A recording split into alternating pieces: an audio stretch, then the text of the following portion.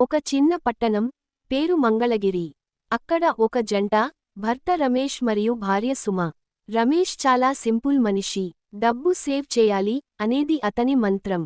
సుమ మాత్రం డబ్బు ఖర్చు చేస్తేనే హ్యాపీ అన్న స్టైల్. క్లాక్ బోర్డ్ ఒక రోజు.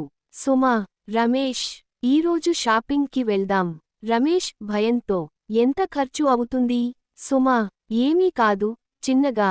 షాపింగ్ మాల్లో సుమ ఒక్కో దుకాణం తిరుగుతూ డ్రెస్లు, షూస్, బ్యాగ్స్ అన్నీ కొనేస్తుంది. రమేష్ మాత్రం బిల్ చూసి షాక్. ఇంటికి వచ్చాక, రమేష్, ఇంత డబ్బు ఎందుకు ఖర్చు చేశావ్? సుమ, డిస్కౌంట్ ఉంది కదా. రమేష్, డిస్కౌంట్ ఉందంటే అవసరం లేని వాటిని కూడా కొనాలా? సుమ లాజిక్. సుమ నవ్వుతూ, చూడు, 5,000 రూపాయలు డ్రెస్ 2,500 రూపాయలుకి కొన్నాను. అంటే నేను 2,500 రూపాయలు సేవ్ చేశాను. రమేష్ షాక్. రమేష్, అయితే 5,000 రూపాయలు సేవ్ చేయాలంటే ఏమి కొనకపోతే సరిపోతుంది కదా.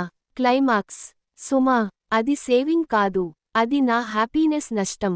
రమేష్, అర్థమైంది. నీ హ్యాపీనెస్ కోసం నా బ్యాలెన్స్ త్యాగం. నీతి. Funny moral. షాపింగ్లో లాజిక్ కంటే ఎమోషన్ ఎక్కువ. భర్తలకి అది అర్థం కావడం చాలా కష్టం. ఇంకా ఇలాంటి ఫన్నీ కథలు కావాలంటే చెప్పు. పార్ట్ 2 లో ఇంకా